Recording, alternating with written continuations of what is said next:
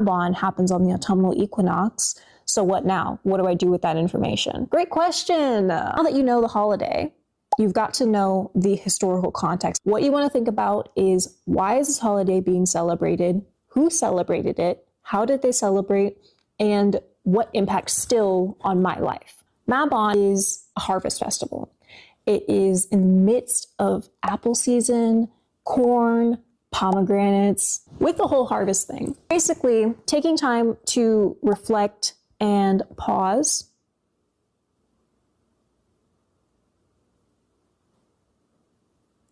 It's thinking about whether or not you are well situated to ride out the rest of the winter. In modern day, we are not growing our own food, and so we're not worried about like the livelihood of our friends and family at this moment. But the seasons are still slowing down. Like, winter is still a time for nature to take a pause and take a rest.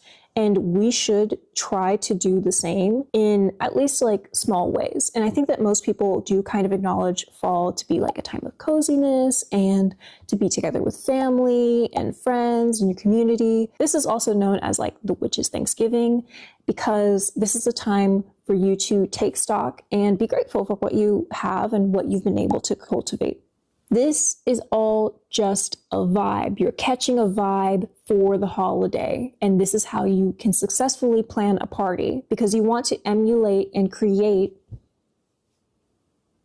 an environment that makes whoever that you're having over aware of the season they are stepping into. Regardless of whatever holiday it is that you're choosing to celebrate, do your research on what makes the holiday interesting and special to you.